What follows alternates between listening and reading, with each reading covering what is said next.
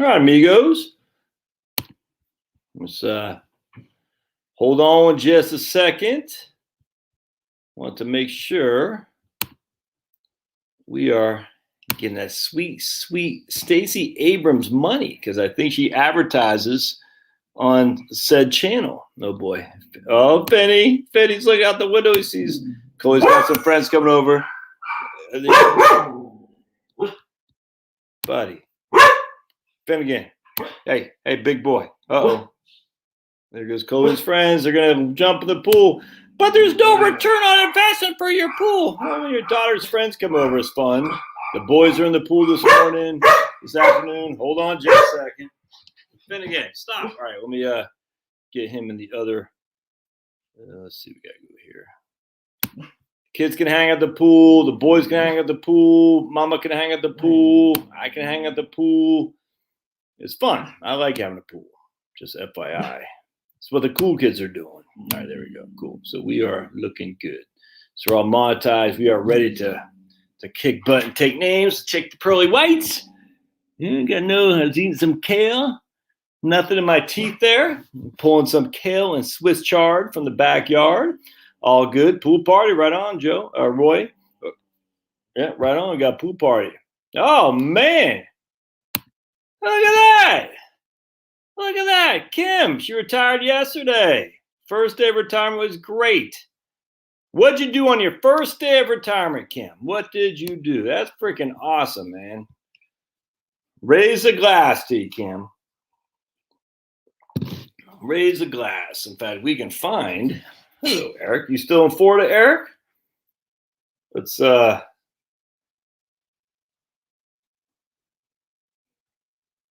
glass. Hold on just a second.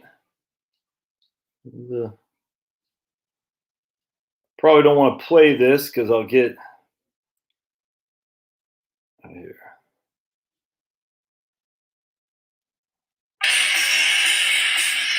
I got to play it for like 5 seconds or more. That's a band called the Bruisers out of Boston. It says, raise your glass. So we're going to raise our glass to Kim for retirement. That's awesome, man. Change a planned retirement party for Kim. Right on. Right on. All good stuff. Oh, man. He picked up 51 jalapenos today from his garden, from her, I guess a lady from her garden. That's awesome. A little bit hot to me. Where you at, Barnyard Chicken? What neck of the woods you? Connecticut's in the house. All right. I replanting my succulent plants. Right on, Kim. That's freaking awesome, man. So there's a guy, Mike's Backyard Nursery. I came across him a couple years back where he's propagating his cuttings from his blueberry plants. And I started doing that too. Hey, Kim, Jill, Duke. We got Tina, Texas, right on. And I tell you, so I got some blueberry bushes or blueberry sticks essentially that are sitting in water right now, and you're coming to life, man. It's cool. It's cool, man. You just cut them off, blueberry plant, put them in some water, and slowly but surely you're going to start see a little bit of a green stem emerge from the wood. It's not all of them going to do it, but it's pretty cool, and you can grow blueberries from there. And I got it's just propagating plants. Tomatoes is pretty easy to do, but it's nuts once you figure it out, because you can have endless amounts of food. I love blueberries, man. I love blueberries, and as such, I want my part of my backyard. I'm just gonna have nothing but blueberries. It's gonna be fantastic. I cannot. There's a guy I follow on the Bertaria Times. If you want positivity in your life, you want to get away from the frustration, go to Bertaria Times. I guess BertariaTimes.com, I believe. And everything, they nuke people or anything, no politics. Anything that's negative, they nuke right out of the, I love it. Anyway, this guy I followed said he was picking 5 pounds a day of blueberries from his backyard because the house he bought, the guy had blueberry plants from like 8 years ago that he just let grow. And now it's 8 years later, those suckers are growing like weed. Oh, man. Tina's in the Panhandle, West Virginia. Oh, that's fan. Where is the Panhandle of West Virginia? I tell you, man, West Virginia is where it's at. I'm telling you right now, the libs from DC don't want to move to West Virginia, and so it's going to stay red, and it's going to be deep red, and it's West Virginia is Oklahoma. Not one county in Oklahoma voted for Biden. Of course, we know the vote, you know what I'm saying, but in West Virginia, the deepest reddest state there is. So, big fan of West Virginia, that's for sure. All right.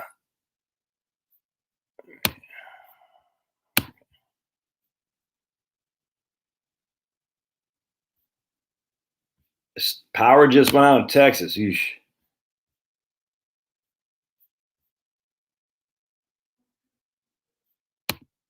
California is finally open, but many maskers today at the market. I don't get it, man. I don't get it. You got Karen and Ed in North Jersey, right on. Que paso? Got Melbourne, Florida. Let's play the next hysteria. I'm going for Yellowstone super volcano eruption. Text it. Right on, man. I tell you, Don, I think we shall see. There's something's happening here, man. Doesn't West Virginia have a bad governor?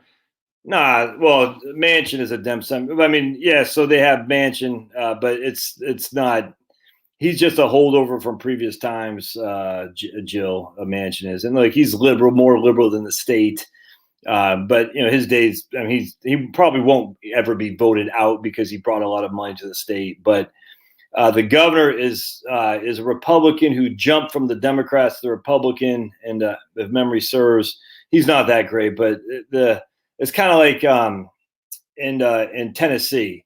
The state elected people are not nearly as conservative as the states themselves, if that makes sense.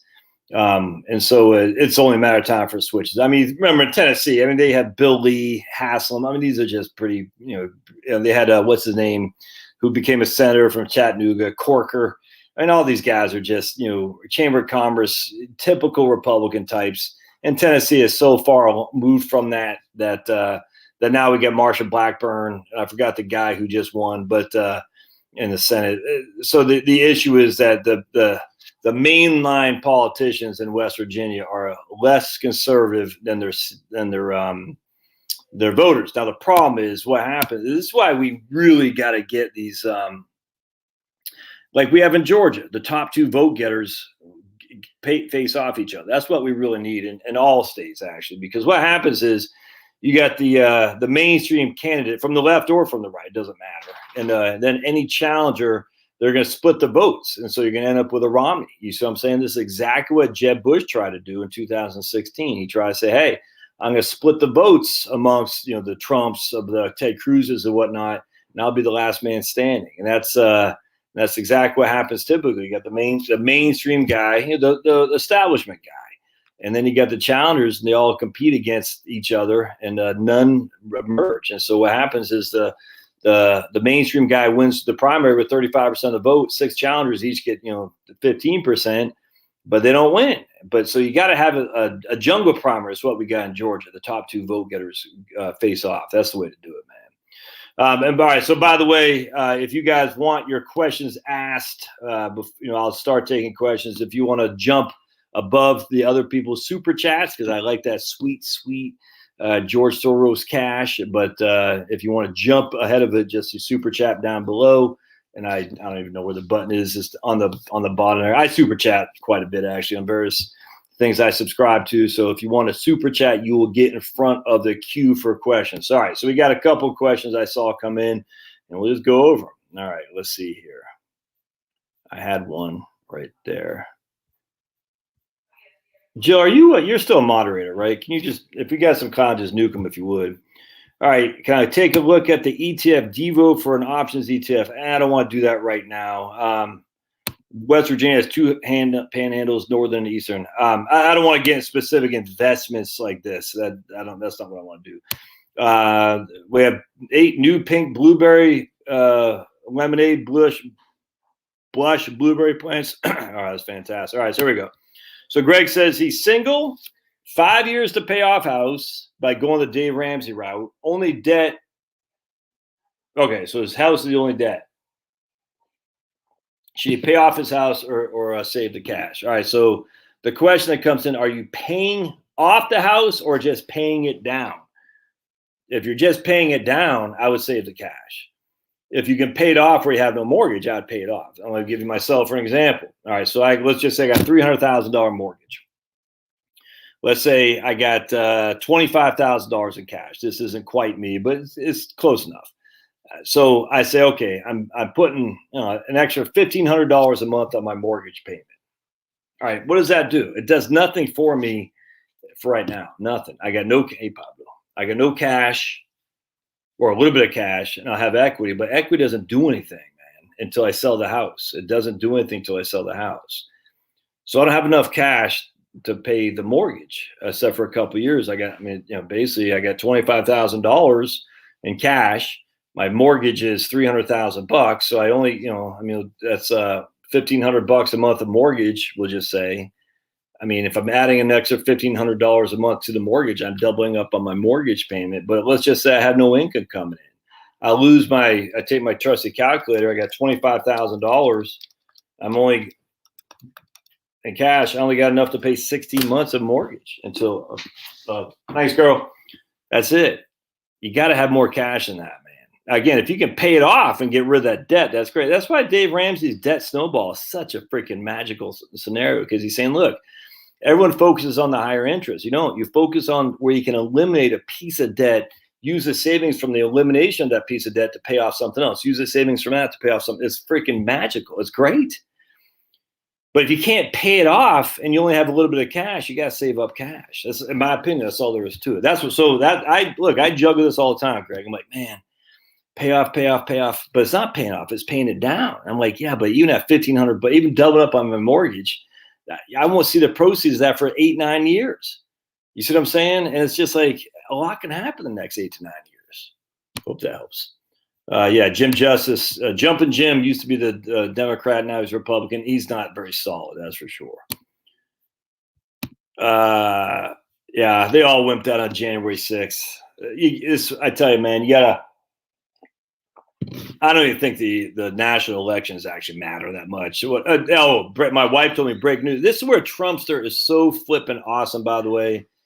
Did you hear Trumpster? He's going to the border. I mean, no other Republican would do that, and just none would. I mean, so basically, Trump going to the border is political genius.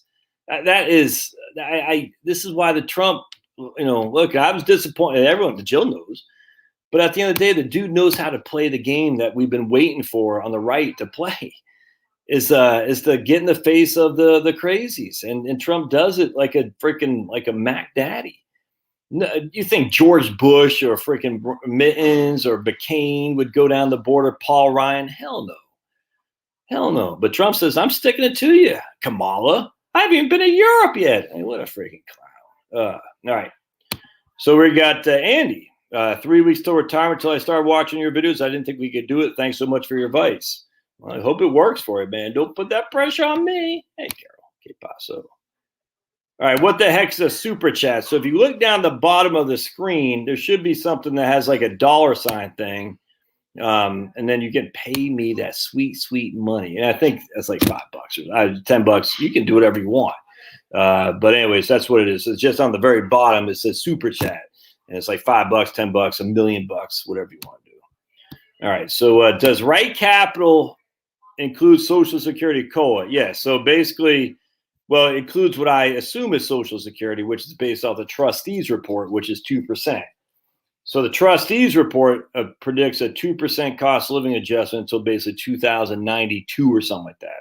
So until they change it, I don't change it. But if they do change it, I'll change it for sure. So basically, at the end of the day, I'm not stuck on 2% Social Security cost of living adjustment. But I'm not going to change it for 1 year. I'm not going to do that because it doesn't make sense. So Social Security, if I change it to, was it this year, 5.6 or something like that, that'd be 5.6 for the rest. That's not, no one thinks it's going to be 5.6. So right now, Social Security is adjusted in its Right Capital at 2%. That's the cost of living adjustment. For retirement gift from my employer was a 500-watt lithium battery. Is for solar panels. All right, nothing wrong with that. Stillwell, Kansas here. We have a horrible governor in Kansas. Yeah, it's a lib, isn't it? Kansas is a very strange state, man. I was very happy to see that at least the Republican won that, even though it looked like there's a strong challenge from the left, and they got beaten down. Remember, who is it? Not Brownback, the guy before him. I'm drawing a blank, and she got national notoriety too for the pro-abortion stance. It's crazy. It's freaking ugly, man. When I lived in Arizona, we had a lady who went to Kansas for a third trimester abortion because in Arizona they couldn't do it. And Kansas would basically take all comers. I said, Kansas? Did tips get adjusted down if deflation is the same way if they go up if there's inflation? That's a great question. I'm going to say no. I don't think you can't lose value. I don't know that for sure, though. But I can't see that you lose value. But if someone wants to answer, so again, tips adjust their payment to you based on inflation. And so the question is, what if there's deflation? Do you lose money? I'd bet you don't. But George P. Oh yeah, can't take out my man Bill Paxton. That guy's fantastic. Yeah, I don't trust George P. as far as I could kick him. Enough of the Bushes, man. I'm over these guys. Hold on just a second. And I heard George P. is trying to stoke his conservative credentials. Look, man, I don't trust any of these guys. I'm sorry. Any establishment Republicans got to get the axe. Who's just you don't trust these guys. I don't care. I'm so over the Bushes. I'm so over the McStains. I'm so over the Romneys. Literally I'm just over them. Hey, remember, you got to focus on the locality. The locality is where all things matter. So focus on the locality. But no way anyone should be voting for George P. No way. All right, so we got 3 weeks. Okay, right on. We got that. All right, cool.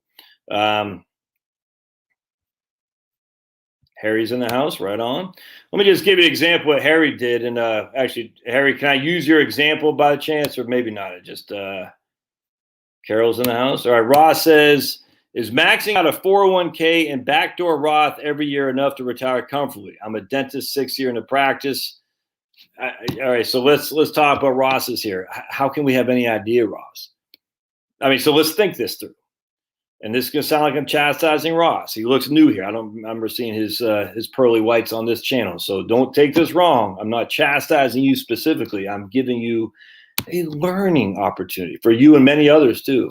So the question is, if I do max out my 401k and Roth every year, is it enough to retire comfortably? And he says he's got 190 right now, and he's got about 163 in student loans. So I'll let the audience tell Ross what the answer to that question is, because it's a blindingly obvious answer. But Ross is asking a good question because he's new here. The blindingly obvious is that he had the guts to come up with a question. And given that this is my 4th year doing these YouTube channels, there's one question that needs to be answered. And if you don't answer this question, all else is irrelevant. All right. So Jordan says, what's my opinion on the famous French model of investing? Oh, God. No, value investing is not dead. So when I was learning back in the early 90s, the French family model was three factors. Small cap value. Right. Why? Is basically price to book, price to earnings, dividend yield. That's value. Small cap value. All right, let me just again. Hold on a second. Ow.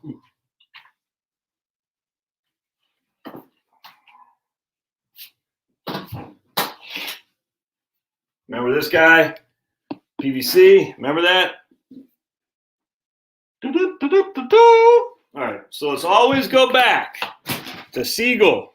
All right, page 73 or 173? 178.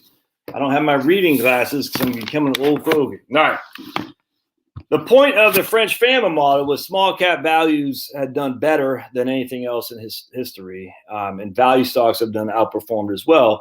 Value stocks are low price to book, low price to earnings, and a high dividend yield. All right. Well, the number one thing that's involved in there is the low price. Low price to book, low price to earnings, low price, high dividend yield, low price. It's all the same thing, which is why they're value. Why is the price low? Well, it might be low for a reason. All right, we got you. I got a super chat. Right on, man. Like that sweet, sweet money. But so everybody and their mom, I hear this on my YouTube channel and I used to believe this myself, amigos. Did you see how any of y'all saw the greeting I gave to you in my email today? Anyone say, what is that language old Josh is talking? Interesting, huh? So I'll let you guys figure out what I said in my email. All right. What caused the tremendous by the way, this is Jeremy Siegel's Stocks for the Long Run, and this is the 5th edition. I think I got all, I don't know if I have all the editions, but I've at least 3 of the 5, and I don't think he's got 6. All right. What caused the tremendous performance of small stocks during the 1975 to 1983 period? Wait, hold on. Oh, right here. Hold on a second. We got to go back to let's see here. All right. Cracks in the capital asset pricing model. Ooh, the science, the evidence-based investing of stock returns appeared well before French and famous research. In 1981, Roth Bonds, a graduate student of the University of Chicago, have been using the database Center for Research and Security Prices. He found that small cap stocks systematically outperform large stocks even after adjusting for risk as defined within the framework of the CAPM, or CAPM, however you want to say it. It's all silly. To analyze this claim, the returns from 1926 to 2012 on 10 groups of more than 4,000 stocks sorted by market cap are shown in the table. We got 10 different deciles, 10%. All right. The compound return of the smallest decile of stocks was at 17.03% per year from 1926 to 2012, which is more than 9.5 points ahead of what would be predicted by the capital asset pricing model. The return of the second smallest decile of stocks was 12.77. So basically the smallest decile of stocks was significantly outperformed anything else. Although the historical return on small stocks has outpaced large stocks since 1926, the magnitude of the small stock outperformance has waxed and waned unpredictably over the past 86 years. A comparison of the cumulative returns on small stocks is shown below. We'll talk about it. Small stocks, measured by the bottom quintile of market cap, recover smartly from their beating during the Great Depression. But their performance only matched large cap stocks from 1926 to 1960.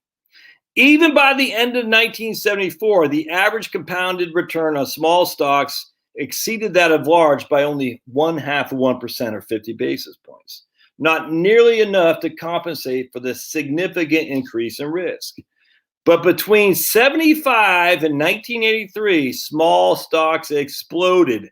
During these years, they averaged 35% a year compounded, more than double the 15% return on the large stocks.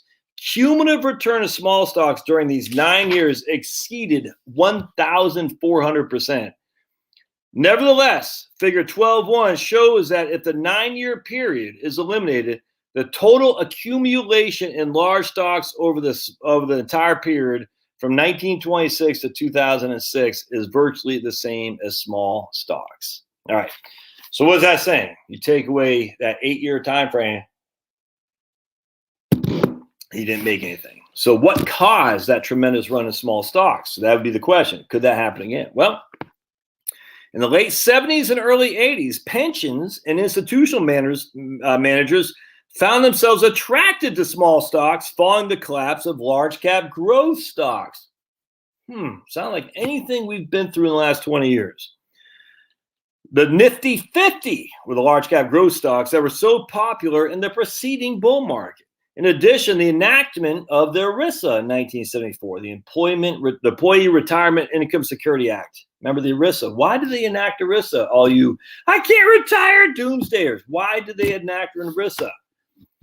We don't have pensions like we used to. We can't retire. The 401k is corrupt and blah, blah, blah. Why did they enact ERISA? I'll get to that in just a second. It's freaking, these people are nuts, man. So many doom and gloomers, so many clowns that just want to separate you from your freedom to manage your own money. The enactment of the ERISA made it far easier for pension funds to diversify into small cap stocks for the first time. After 1983, small stocks hit a long dry spell that lasted 17 years as they underperformed large stocks. All right. So the point being, the French famine model, there is no longer a French famine model of 3 factors. I think now it's a 7-factor French famine model. Look, I'm not, but they won the Nobel Prize. Yeah, so did the LTCM people, long-term capital management. All right, so going back to ERISA, why did they enact ERISA? Because a lot of pension funds were falling away. A lot of pension funds back in those days were not managed correctly and were going bankrupt. And people who are working these freaking jobs for 30 years, remember they say, oh, it used to be you worked 30 years, you got a pension. Well, only if your pension was managed correctly and paid out. There are many, many pensions that did not pay out. There's lots of YouTube videos on this exact thing, by the way. It's actually quite interesting. You're like, damn. So they enacted ERISA to ensure that pensions were there for their employees. And so what happened then? The company said, well, if I got to be this what's the word I'm looking for? If I got to be this stringent and manage my pension, I'm not going to offer a pension. And thus the transition to defined contribution plans. Because the employer says, I don't want the risk. I'm not going to offer a pension. There's too much risk, too much liability. I got to put too much cash in these things. I'm not going to do that. That's a defined benefit plan. So the whole point about ERISA was because the pensions were running into the ground. So ERISA came in and people said, I'm not going to follow this. I'm not going to, no way, no how. And so they said, well, what are we going to do for employees? Well, that's later on down the road, the 401k plan, the defined contribution plan. So all these people, the Teresa Girageldes from the New School and all the Stephanie Keltons from the modern monetary theory, even the people over at CRC, the Center for Retirement Research over at Boston College. I mean, all these doomsdayers, man. And I don't know what their agenda is. I kind of think I do. I think they're supported by a lot of teachers unions, a lot of the pension insurance companies that are keen on getting people to do annuities and insurance companies, all that. I think they have lots of financial support from ne'er-do-wells in the industry for sure. And there's tons of money at stake, man. So, all right, so we got some super chats. Let's how do I get the super chats here? All right, here we go.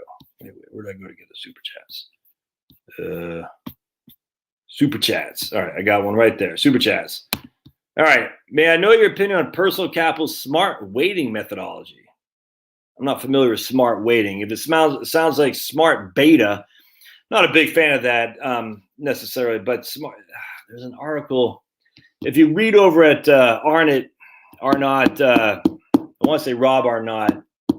Who's a hockey player?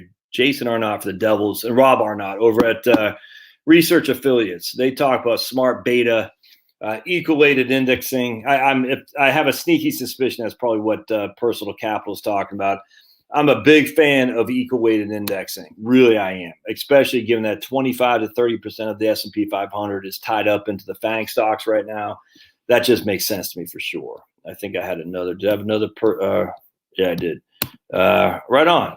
Suleman. All right, cool. If you got a question, throw me away, man.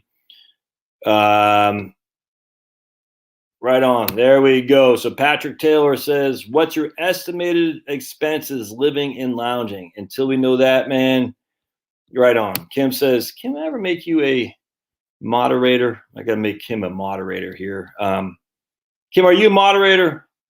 Let me hold on just a second. Let me make Kim a moderator. And guys, don't be offended if I don't make you a moderator. It's nothing to do with you guys. It's just I know I see Kim here all the time. Jill's here all the time.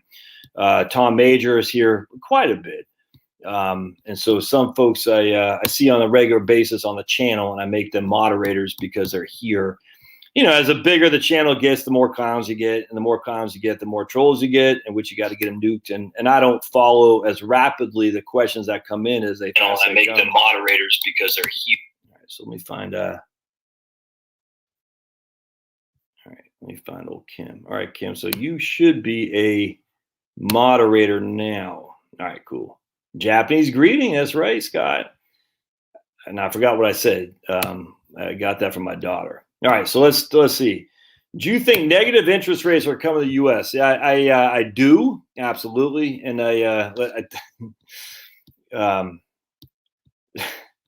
so let me find let's go to all right, bear with me just a second. And we're going to go to share my screen, and we're going to go to trading economics. This website, I just freaking love it, man. I love it. You guys follow Simon over at Uneducated Economist? You should if you're not. Look, he's a guy who works in a lumber yard, and I just freaking big fan. Long time, first time.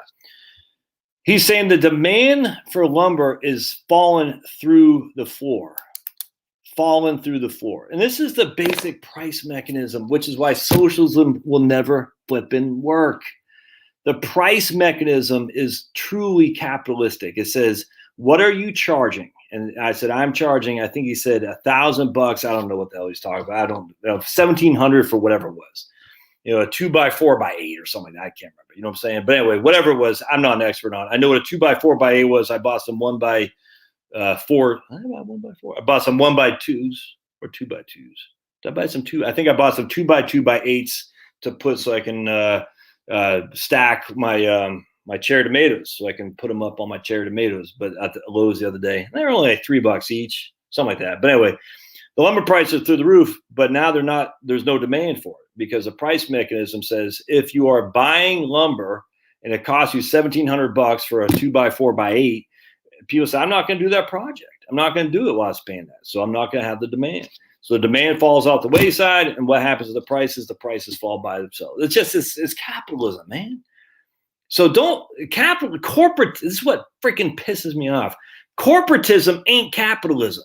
It's ugly. That's fascist stuff right there. Corporatism is fascism.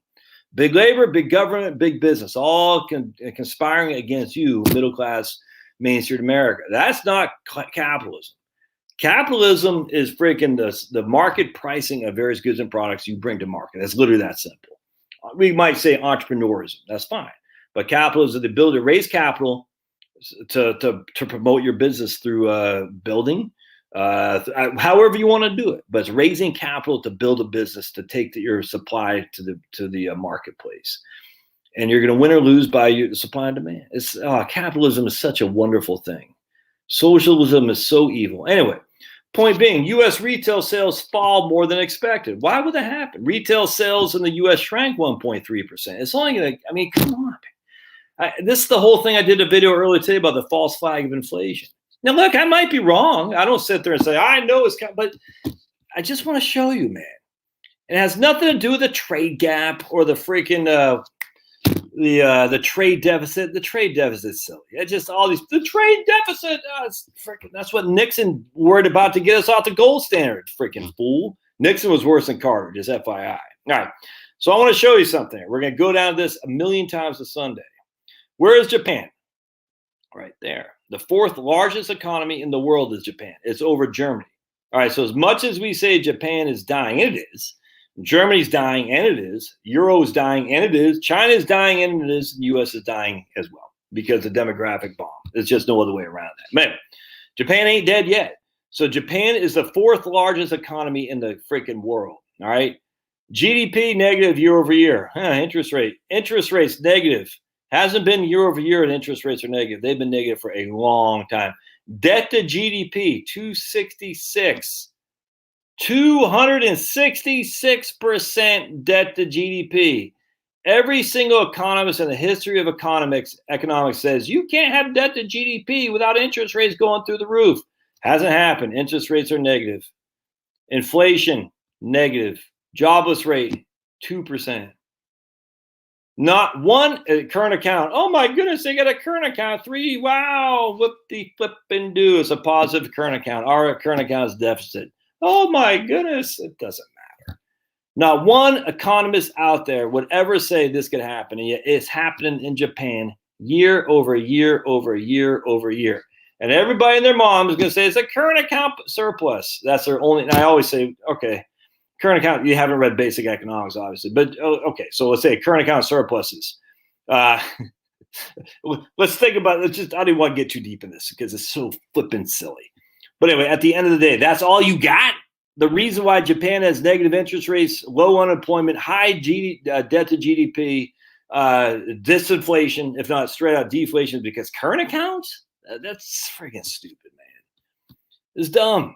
And here's the U.S. Oh my goodness, our debt to GDP is over 100%. Whip-de-doo. Jobless rate still 5 point. It used to be 5%. Used to be full employment. Now 5.8 is nuts.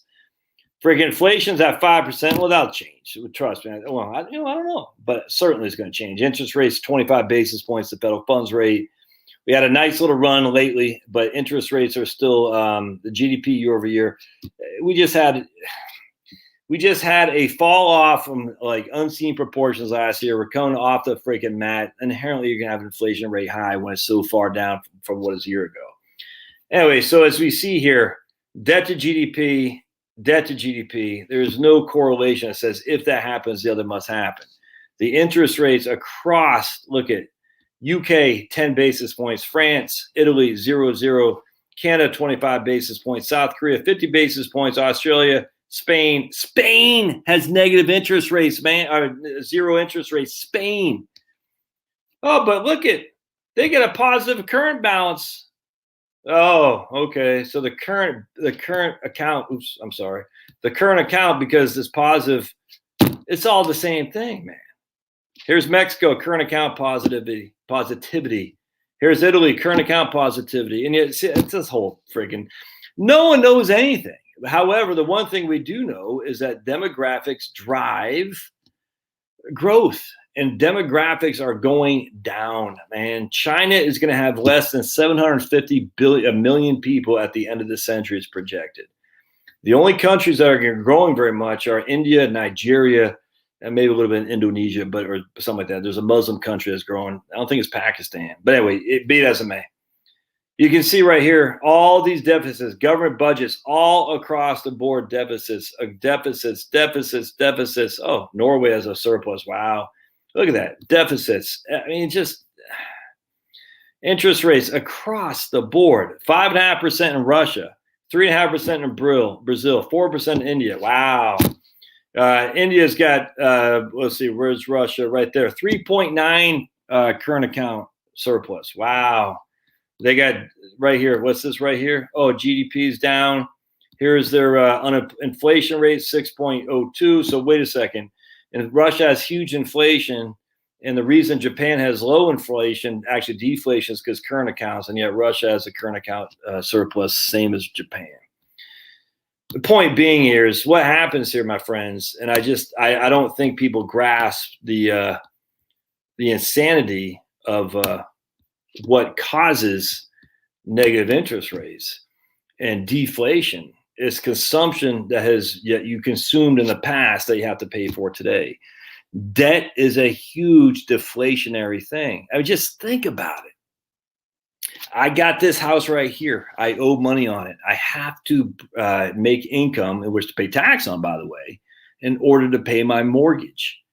That is inherently money I can't spend on new furniture, on new dogs, on all this. I can't, because I have to spend X amount of dollars on my mortgage, man, which means it's deflationary, because the money I borrowed in the past, I have to pay back today, which means I can't use that to buy other goods. I've already bought those goods. I hope that makes sense. And that's why student debt is inherently deflationary. Looks like the credit cards, reading JP Morgan today, and their net interest income from credit cards is lower. That makes me happy. It's just being replaced by student loan debt, though, man.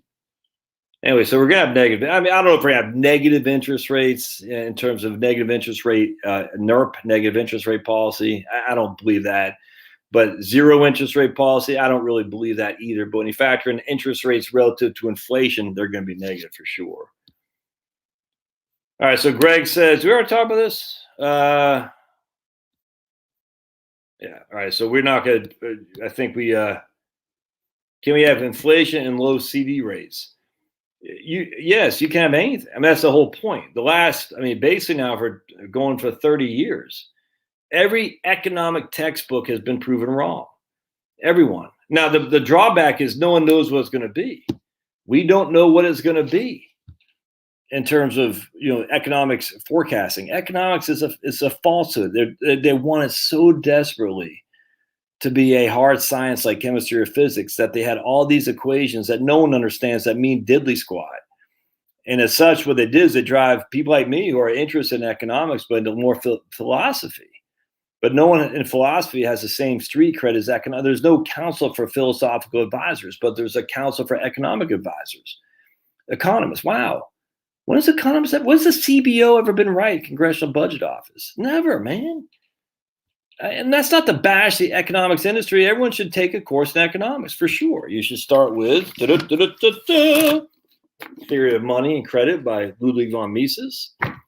The number one book you should always get is, you got Individualism and Economic Order right here by Hayek. And if I have my, if you want to get some Benoit Mandelbrot, Misbehavior of Markets, oh, right here. Oh, of course, the greatest economics book ever is the Holy Bible. Right here. Carl Menger, Principles of Economics. The number one book would be Henry Hazlitt's Economics in One Lesson. Everyone should get Hazlitt's book, Economics in One Lesson. Go to Mises.org. I think you get a free copy if you sign up for their email list. Government price fixing, stabilizing commodity, just so much stuff in here, man. How the price system works. I mean, oh my goodness. Let me go, hold on a second. I want to take you to another. Hold on a second. We're going to go to, all right, hold on just a second. Hold on just a second. Hold on just a second. Early in the morning. We're going to go to Bastiat right here. Frederic Bastiat is from France. We debunk economic fallacy since 1845. And let's see if we can find the law right. What is money? Right here. Petition for the Candlestick Makers. Such a classic, man. Not showing up here. Hold on a second. All right. You concern yourselves mainly with the fate of the producer. You wish to free him from foreign competition. That is to reserve the domestic market for domestic industry. Now, a lot of you guys are going to be like, yeah, take that, Trump. And I agree with that in some regard. But we come to offer you a wonderful opportunity for your, what shall we call it, your theory. No, nothing is more deceptive than theory. Your doctrine, your system, your principle. But you dislike doctrines. You have a horror of systems. As for principles, you deny that there are any in political economy. Therefore, we shall call it your practice. We are suffering from the ruinous competition of a rival who apparently works under conditions so far superior to our own for the production of light that he is flooding the domestic market with an incredibly low price. For the moment he appears, our sales cease. All the consumers turn to him. And a branch of the French industry whose ramifications are innumerable is all at once reduced to complete stagnation. This rival, which is none other than the sun, is waging war on us so mercilessly, we suspect he's being stirred up against us by perfidious Albion, excellent I don't know what that is, particularly because he has for that haughty island a respect that he does not show for us. We ask you to be so good as to pass a law requiring the closure of all windows, dormers, skylights, inside and outside shutters, curtains, casements, bullseyes, deadlights, and blinds.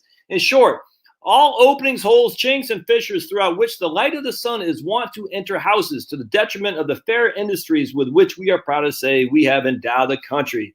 A country that cannot, without betraying ingratitude, abandon us today to so unequal a combat. Be good enough, honorable deputies, to take our request seriously and do not reject it without at least hearing the reasons that we have in advance in its support. First, if you shut off as much as possible all access to natural light and thereby create a need for artificial light, what industry in France will not ultimately be encouraged? If France consumes more tallow, there'll be more cattle and sheep, and consequently, we shall see an increase in cleared fields, meat, wool, leather, especially manure, and the basis of all agricultural wealth. If France consumes more oil, we shall see an expansion in the cultivation of the poppy, the olive, rapeseed. These rich yet soil-exhausting plants will come at just the right time to enable us to profitably use the increased fertility that the breeding of cattle will impart to our land. So you get it. So basically, what's happening here is the candlestick makers are petitioning to close down the sun because the sun is providing free light. And if you're a candlestick maker, like, no, that's hurting our industry. So that's so much in Boston. It's nuts. He also has something on trade, too, if I can't find that. The law. This is right here. Is fantastic. I'm not gonna read it here. It's just so much freaking gravy in here.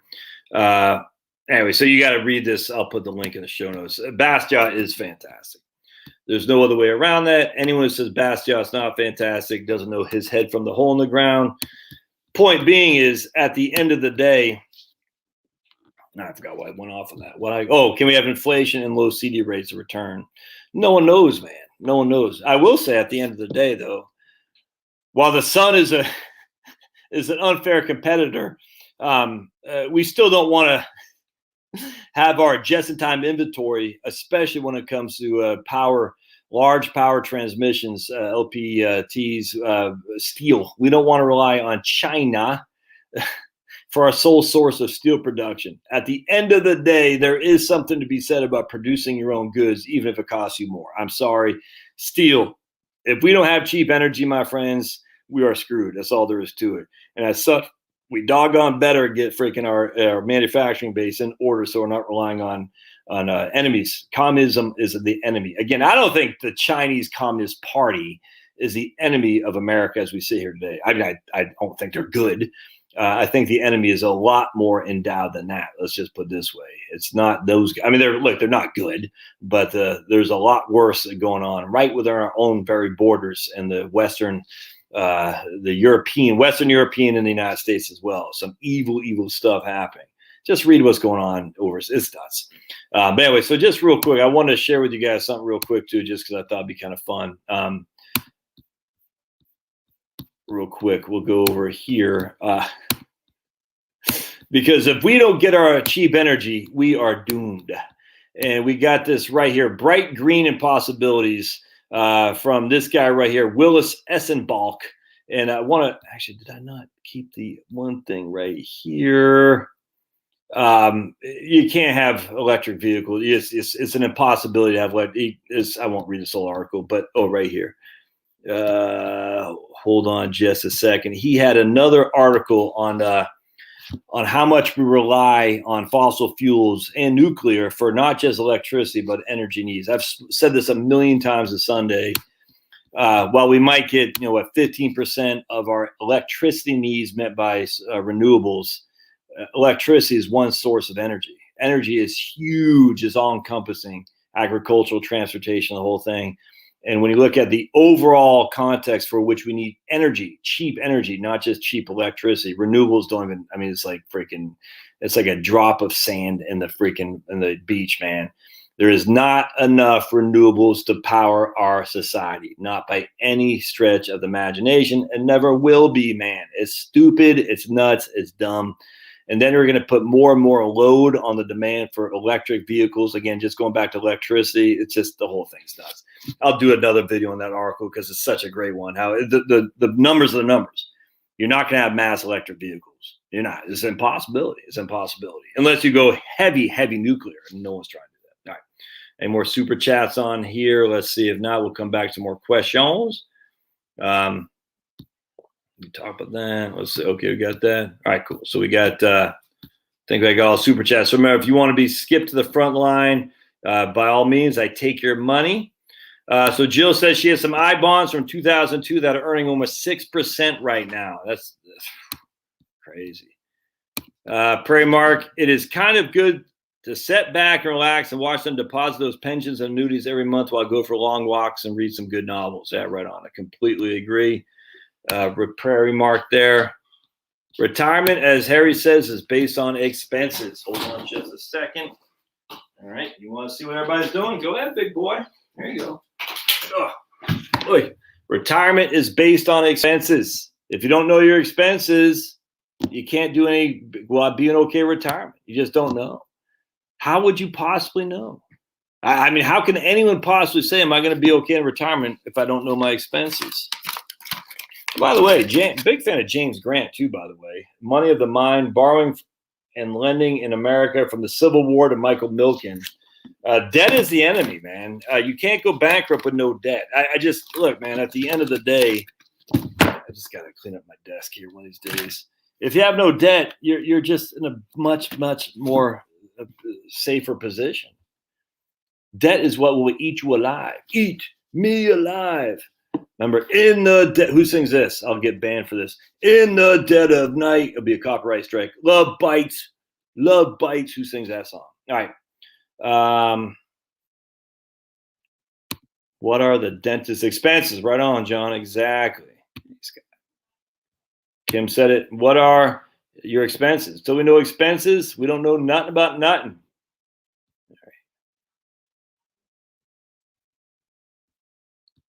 So based on his little bit of data, St. Coffin thinks Ross is going to be set up nicely. Not if he's spending freaking like a drunken sailor, man.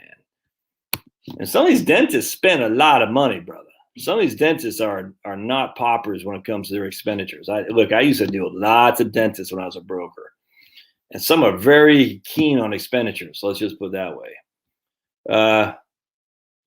Carol says, give me a thumbs up. Yes, that's great. If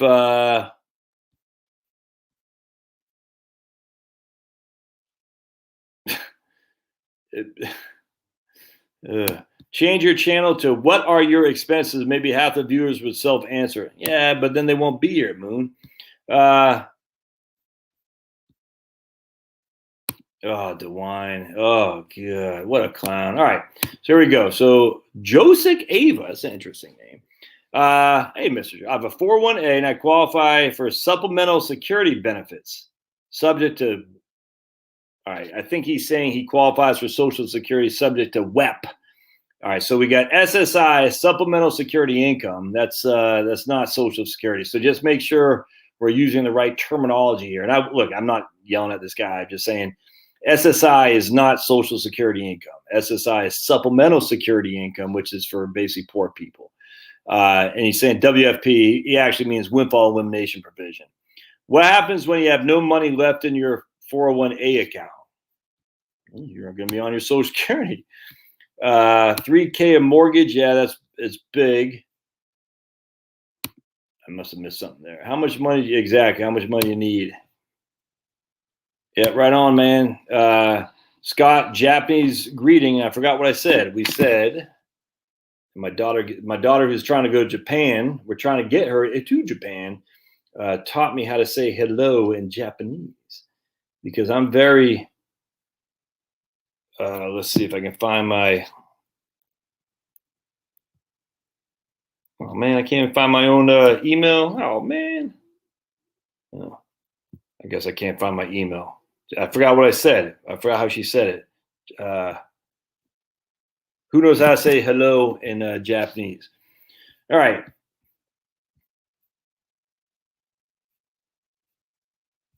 All right. Yeah, right there. Konnichiwa. That's right, Tina. Konnichiwa. Yep.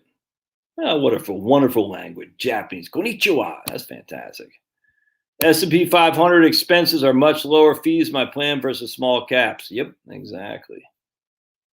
If someone far exceeds their retirement expenses with a 50-50 split, is it irresponsible to go all in equities? I'm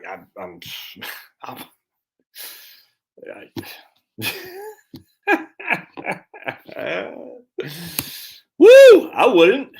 All right. If you have no risk of portfolio failure, you should be 100% equities. Why?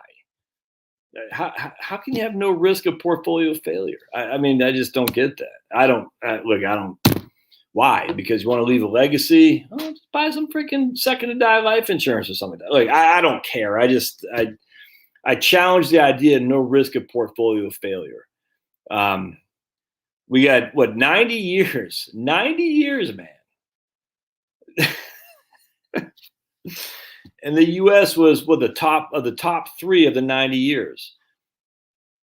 Yeah, I mean, I just sit there and I think to myself, so all these people are using historical data as their evidence for future. And I'm like, okay, so we have this evidence-based investing that goes as long as 90 years. Wow. Of which the U.S. was the only game in town for the bulk of that. And I mean, I sit there and I chuckle at this idea that the past is the future. It's just not, man. Now, does that mean it's going to be lower? Yeah, I think so. Could I be wrong? Sure. But if I'm right and you're betting on the past being the future to be able to meet your needs, That's a risk I won't have any of my clients take. All right. What do I think about indexed target funds? Indexed target retirement funds. Yeah, I got no qualm with that. I mean, I'm not the biggest fan of target retirement funds, but I got no qualm. All right. Kristen says, are target fund fees too high? Well, Vanguard's aren't. Schwab, I love Schwab, man. I mean, I meant to do another video on Schwab today, just real quick. So I had Schwab. I'm very interested. Did my man Harry ever email me back here? Maybe not. Let's see if he emailed me. Hold on just a second. So I was very interested in looking at, hold on just a second, amigos. All right, so I haven't got any approval yet. Anyway, so I was very interested in looking at Schwab. All right, so for every $100,000, what was it? For every $100,000 in Schwab, it was gonna be. Bear with me just a second. I got to calculate. I haven't done it yet. All right. Yeah. All right. So for every $100,000 that you put into a single premium immediate annuity at Schwab for the 10-year period certain, they're going to pay you $10,000 a year. All right. So basically, you put 100 in and you get 110 back or something like that, and then in year 11 it's gone. All right. So it's kind of like. I'm going to do a video on this, and I'm going to butcher it now, but it's kind of like when you borrow from your 401k to pay off debt. All right, what you're doing is you're locking in your 401k balance at $100,000. You can't. I don't know if you can still use $100,000 from the CARES Act, but just hear me out for a second. You're saying I'm going to borrow $100,000 from my 401k. I'm going to pay $100,000 of credit card debt. Just hear me out for a second. What you've done now is you've locked in the market at $100,000. You will not get any growth on the $100,000, and you won't get any negatives on the $100,000. So you're saying, I got $100,000 of debt over here. I got $100,000 of my 401k over here. I think the market is at a market high. And I'm not quite sure where the low is or when it's going to be, but I do know I have this debt over here. So I'm going to borrow from my 401k to pay off this debt. All right. So essentially, I have nothing. Right now, I got no net worth. I got $100,000 in 401k, $100,000 debt. I'm going to wipe them out. So now I got no net worth. $100,000 is gone on both sides. Hope that makes sense. Now, because I'm borrowing from my 401k, I got to pay it back.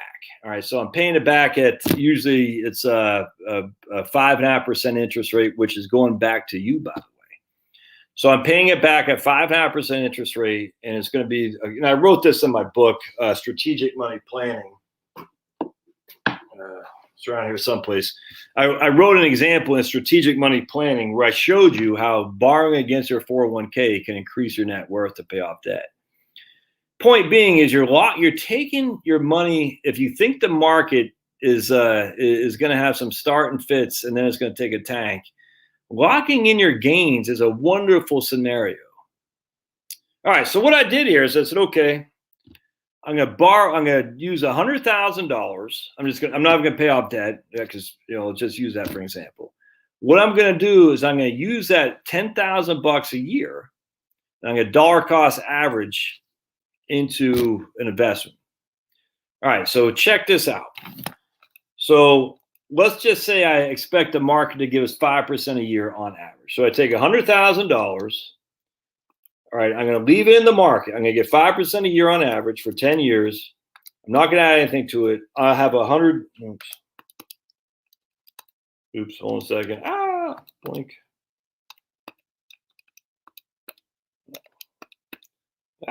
$100,000 present as a present value. 5% is my interest rate. 10 years, zero payment. I will have $162,000. So let me write this down. So in 10 years, I have $162,000. Now there's a second scenario why I'm thinking about doing this too. All right, so I take $100,000 at 5% a year. it'd be worth $162,000. Hope that makes sense. So $100,000 and 5% a year would be worth $162,000. If I can find my other marker, which I cannot. Oh, here it is. Sweet. So everybody with me so far? So what if I SPIA it? And I'll tell you what. Let's go to. Let's try something real quick. Let's go to Schwab and do this. I mean, I think you'll get a kick out of this. All right, bear with me just a second. We're going to go to what we offer, annuities. Look, I have Schwab. I'm a huge fan of Schwab. I was saying when I emailed Schwab, I couldn't find how to open an annuity online, so I had to call him, or I chatted with him, and the guy I was chatting with didn't know his head from the hole in the ground. I was like, dude, you got to be kidding me. I was stunned. And he's just a customer service guy, and I worked at Vanguard, so I know some of those customer service guys may or may not know what they're doing. But I was like, dude, I was stunned. I said, you don't know what a single premium annuity is? It was not good. Let's just put it that way. Anyway, so what we're going to do here is we're going to look at what a SPIA pays. So what I'm going to set up here, we're going to go here, stop screen. Let me just go to Schwab. I want to make sure I don't give you any of my personal information by accident. All right, so we're going to go here. We're going to go down to model it. Okay, good. So what we're going to, there we go, sweet. All right, so what we're going to do here, this will make sense in just a second. We're going to income estimate. We're going to model this annuity payment. All right, so you got to drop $100,000 for all annuity contracts through Schwab. So I called him up and said, can I just do this online? I'm not ready to do it yet, but the guy's like, I was like, dude, come on, man. You got to know this stuff, man. Anyway, let's say, how long do I want income to last? A set period of time. All right. I'm going to invest 100,000 schmackets. All right. My date of birth is 01/01/1970. I'm a male. I live in the great state of Georgia. All right. So I want it to last for a set period of years. It should mean I want the payments to begin, we'll say next month. All right. We'll say okay. That looks pretty good. All right. Let's hit next. I'm going to put $100,000 in there. Hope y'all with me so far. It will pay me for 10 years. Right here, $887 a month. All right, so everybody with me so far. So I put $100,000 in there. After 10 years, I walk away with 106. I don't walk away with one lump sum, because that money's gone. I get $887 a month. All right, everybody with me so far. So $887 a month is what I'll get if I do $100,000 in an annuity. So I take my trusty calculator and I say, okay, $887 times 12, divide by 100,000. Is a 10.6% payout rate, but don't let that number get you like jumping for joy, because at the end of 10 years, that annuity's gone. It stops. All right. So now what I do is I say, okay, so I'm getting $887 a month. All right. So what I'm going to do here is I'm going to put $887 a month into my VTI, my Vanguard Total Stock Market. 87 is my payment. I'll have 120 payments because I'm doing it for 10 years. I'm getting $887 from Schwab. All right. I'm locking that money in. I'm going to do a single premium income annuity for $887 a month. And I'm going to turn around and reinvest that in VTI. And I expect to get 8.5% a year interest. So at the end of 10 years, that money would be worth, let me just make sure I got that right. 887 is my payment. 120 is the payments. We do 5% a year interest, 0 present value. That'd be worth 137. All right. All right. So I had 162 if I just leave it in there, or 137 if I do the SPIA, and that's at 5% a year interest rate. So that's a $25,000 difference for every $100,000. All right, now one of the reasons I'm thinking about this is because markets don't give you 5% a year each and every year. They're volatile, if that makes sense. But if you don't touch it, you just leave the money in there, and then you can say it doesn't matter the volatility. From year 1 to year 10, I get 5%. All right, so that's I'm fine with that. But what if we had a decade like we had in 2000? Now I'm not at 162. Now I'm at, I don't know, 110, 120, maybe less if it's Japan. You see what I'm saying? Now I'm 60 years old, and check this out. The nice thing about doing the SPIA, single premium income annuity, you know what it does, don't you? I'm only 50. Every $100,000 I have in an IRA, if I take that money out, is subject to income tax plus what? Plus 10% penalty because premature distribution. Not if you do a single premium income annuity. Because as long as you do a 72T, the separately equal periodic payments, and I gotta, before you jump, make sure you do your own diligence on this. I had a guy email me. It was very interesting. I forgot who it was. Very interesting, though, and I hadn't heard this before, but he said, unless you're doing it for life, it's not, you don't get the 72T rules. And I'm not sure that. I'm not sure I believe that, but it was enough to make me say, really? Maybe things that went, I wasn't quite sure about that. However, my understanding is, I could be wrong here, if anyone knows, let me know, is that if you do a single premium income annuity that qualifies for a 72T, where you don't have to pay a 10% penalty. So anyway, the long story short here is by the time I'm 60, I will now have 137 potentially in my non-taxable or my taxable brokerage account, none in my IRA, and I will have had no fluctuation in the markets. Now, even if the markets go south, I'm dollar cost averaging into a down market, which is exactly what you want to do. You want to sell high and buy low. Now, are we at a high or are we at a low? I don't have any idea. I mean, we're at a historic market high. We're always at historic market highs. That doesn't bother me. But I sit there and I say, man, we've had 13 years of a run like we have never seen, with a tiny slither of a bear market, with debt coming out of the wazoo, with stimulus coming out of the wazoo that's coming to an end, the moratorium going away on mortgages. We've had businesses shut down. I cannot grasp the idea that the economy just shrugs off and goes back to the march that we had under Trump. I can't. On top of that, we got Biden shutting down the Keystone Pipeline. I mean, cheap energy is what drives us, man. If you think not, just look at the 70s. If we take cheap energy for granted, which we are, we're not going to have a growing economy.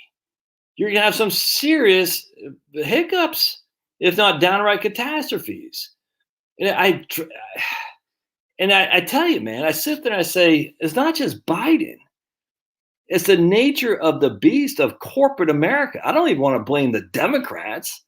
It's corporate America. They're pushing this crap hook on his sinker. BlackRock, Vanguard, ExxonMobil, Chevron.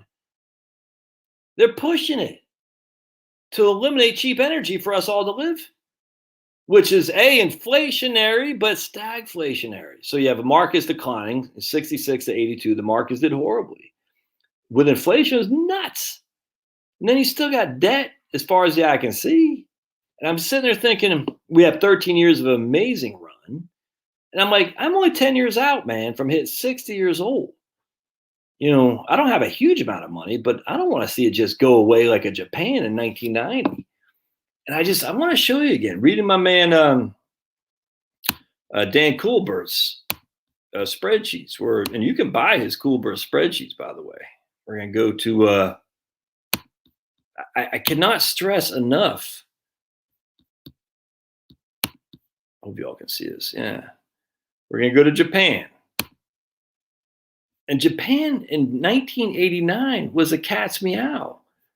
Everybody and their mom said Japan's going to dominate us. Japan this, Japan. Oh, let's go to Nikkei. Japan that. And you look at what happened to the stock market in Japan from 1990. We'll go to 1976. There we go. So here's the Nikkei from 1976 to 1989. Right there. 15, tiny down. 23, 9, 8, 9, 4, 23, 16, 13, 44, 15, 40, 29. Then kaplink, kaplank, kaplunk. Couple up years. Kaplink, kaplank, kaplunk. Nice up year. Kaplink, kaplank, kaplunk. What if that happens? But Josh, the difference is we have a current account deficit? Huh? We don't have quite the demographic bomb that they have? Really? We have a lot of people not having children, man. They had too much debt? Really? And we don't? Our debt to GDP is significantly high. It's over 3 figures now. Japan had a balance sheet recession, which is certainly where we're going, which means no matter what they do with the interest rates, it doesn't matter. People aren't borrowing. The reason people aren't borrowing is they don't want to be in debt.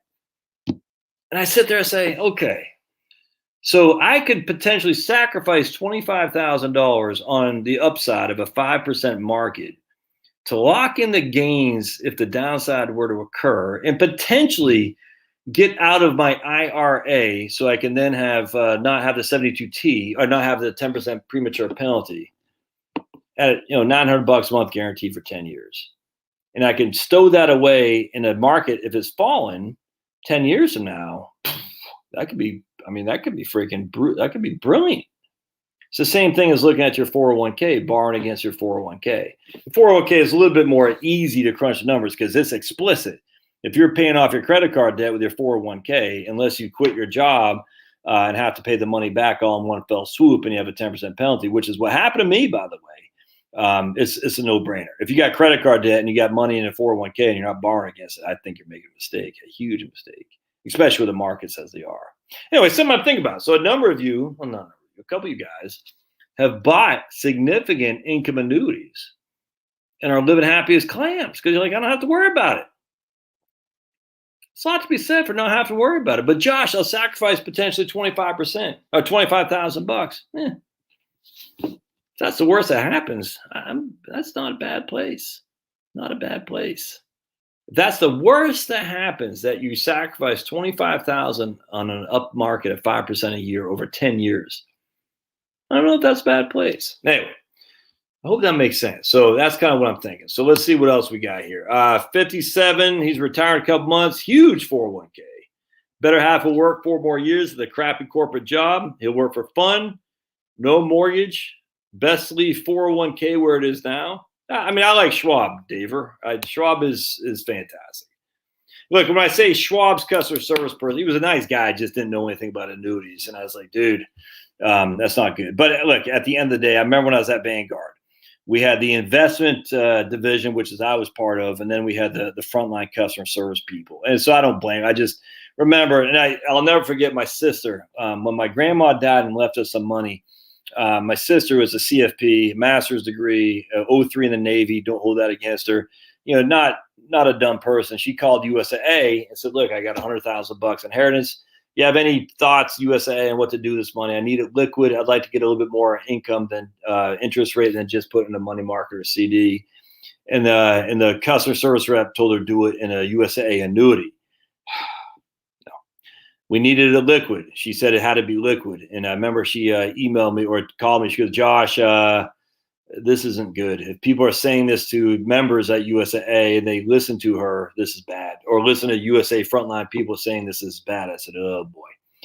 Point being is the frontline people, it's kind of like the frontline people at the IRS or the Social Security Administration. Yeah, see triple guidance before you listen to what the frontline people say. That's for sure. I'm not bashing Schwab. At the end of the day, so I did call a guy, talk to Omar at Schwab from the annuity division. He was fantastic. He said, no, we have to make sure we're compliant before we offer you annuity products. So you can't do an annuity online. You have to do it through us. And I said, okay. And so it seemed pretty easy to do. So anyway, I have my accounts at Schwab. Schwab's fan. I'm a huge fan of Schwab. I also like the fact that Schwab doesn't back down. Schwab believes that cash is part of the investment portfolio. I do too, 100%. Everyone bashes Schwab saying, oh my goodness, 7% is cash, sometimes 10% in cash. That's horrible. I said, it's not horrible when the markets are going south there, big guy. Cash is an investment. It is. Cash is part of a diversified portfolio. This idea that, you should never have cash, I don't agree. If you like that, don't buy Schwab, because Schwab believes in cash as part of the allocation. I do too. Right there, United Airlines, United Airlines pension failed in 2005. Yeah, all kind. I talked to pilots especially ones at USA, tons of pilots. Yeah, PBGC, they're getting $3,600 a month when they're promised $6,500 a month through the airlines. Good times, good times. Yeah, is Buckhead? I saw there's a shooting down there. I used to work in Buckhead. They're trying to make their own town. I'm sure they're gonna be called racist for doing that. The mayor, Keisha Bottoms, isn't running. Atlanta, look, man. It's just that no BLM to be seen, though. No BLM, because who is getting affected by this significant increase in murders? It's not white people in the suburbs. It's blacks, man. You poor black people who can't escape these places, and no one cares. No one cares unless they can find a white to blame, like freaking Monica Cannon Grant up in Boston, trying to blame this lady named Michaela Miller. I think killed herself. And they try to make it like she was literally, the whole thing was it's evil, man. This racist crap on the left from Black Lives Matter and the Democratic Party is evil. They try to make it seem like she was lynched. And so they try to go after these 5 white kids, which one was actually Spanish. But they wanted these kids literally strung up who did nothing. In fact, the girlfriend of Michaela Miller, who had broken up with Michaela, they're same-sex married couple, just kids in high school. Michaela Miller, her mom is nowhere to be found. Her mom's in Chicago doing who knows whatever the hell she's doing. Michaela Miller, this young lady who's she lost her girlfriend, man. You ever been dumped? It sucks. And she's not in a good place. And so the girlfriend would try to check on Michaela. So I just want to make sure you're okay. Michaela never texted her back, emailed her back, called her back. And so the girlfriend who broke up with her told the guidance counselor, can you check on Michaela? I don't know what's going on. I'm not hearing from her and she's not in a good place. The guidance counselor blew her off. And so Michaela killed herself. God bless, man. I find that trauma horrible.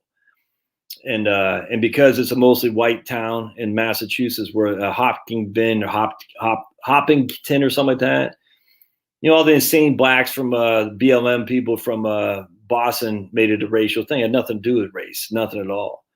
Had to do with the fact that here was a woman, a young lady whose mom wasn't there to help, no dad around, no one in authority to help her whatsoever.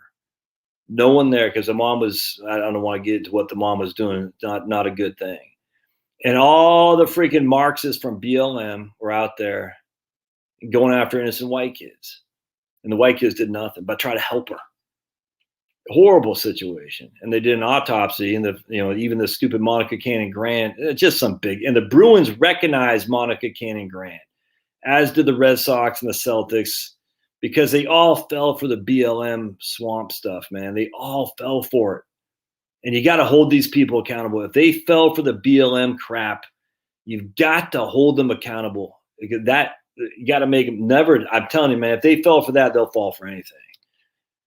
Because at least with the pride stuff, we can say, look, man, I get it. I mean, I don't like it. I don't like being, the fake flags all over my face. It's all fake. We know that. But look, I get it. That doesn't bother. I mean, it's weird, but it doesn't bother me so much. But the BLM stuff does, because if you took 2 seconds to see what Black Lives Matter was, you'd recognize they're an evil group of people. They don't care about Black lives. Not at all. Not at all. But no one took but they had to throw in and say, we support Black lives. We support Black lives. It's crazy. And they fell for that corporate. That's why corporate America is not your friend, man. Anyway, so long story short, this girl, she killed herself. And all these people out there start saying, oh, my goodness, the white people killed it. And, I said, man, I got white kids, girls and boys. If you went after my white kids like that, slandered, be freaking wrong answer. And they try to bring Monica Cannon Grant, want to bring 50,000 rabble rousers, trained Marxists to protest But then the autopsy came back that Monica Cannon Grant was able to get on her own somehow. And the medical examiner said she killed herself, dude. And it just went away just like that. Now on to other places where we can blame a white person for killing a black. And yet we got tons of blacks killing blacks right now. How dare I talk about this? I'm a white guy. I don't care. I care about human beings. And when human beings are being murdered in the streets because politicians are shirking their duties to protect innocent people, can you blame Buckhead for trying to get the hell out of Dodge? Just happens to be Buckhead's lefty, rich and white, but you can't blame them. They said, why the hell should we be part of this? The sad thing is all these innocent kids in there who can't escape. Not Buckhead, of South Fulton County, of Midtown. Georgia State's downtown. My daughter was telling me about a girl she knew that, no, it's Charlotte was telling me that. A girl she works with went to Georgia State, which is in downtown. My daughter goes to Georgia Tech, which is in Midtown. And she was walking to class at Georgia State, and some freaking crazed loon pushed her in the middle of the street. Thankfully, there's no oncoming traffic. Thankfully, a cop saw and freaking arrested this clown. Trust me, we all know if it's a reverse in terms of skin tone, that'd be front page news. And she had to go down there and, testify against this clown. But, that was a few years ago, and now there's no cops presence at all. Because who wants to be a police officer in that environment? And I'm in Fulton County, by the way. And we got to separate. We need to be freaking Milton County is what we need to be. But I won't be long here. That's all there is to it. No way, no how. If we learn anything of Black Lives Matter is that if you're in a county run by liberals, you can protect yourself. They're never going to protect you. With McCloskey's, remember St. Louis? They did nothing wrong. They did nothing wrong. And yet that freaking clown of a DA went after those people. Same thing here. Paul Anthony, who's no longer DA, thank God, he went after cops for tasering people because they didn't want to shoot them. And he said tasering was a force, what do you say? He called it like using a murderous weapon or something like that. Then the same thing happened with a clown black guy, steals a cop's tasers him. And then he's like freaking threatening this guy. And he's a drunk. The whole thing was just nuts. The cop shoots him. The same guy says, you should not have used violence against him. He's like, I used a taser. He was tasering me. And the same guy who said tasers were a deadly force when the cops were doing, one black cop, by the way, he still went after the cops. He said, but he was being tasered. You just said it was a deadly force. So what am I supposed to do? And he said, no, you should never have done that. You should have shot him in the kneecap. I think I'll kiss my butt. Anyway, so I'm not all that worried about it, Douglas. At the end of the day, this is the thing with America about it. Now, but this is why I was wondering. I was talking to my man Devin the other day from we did a video on Mexico.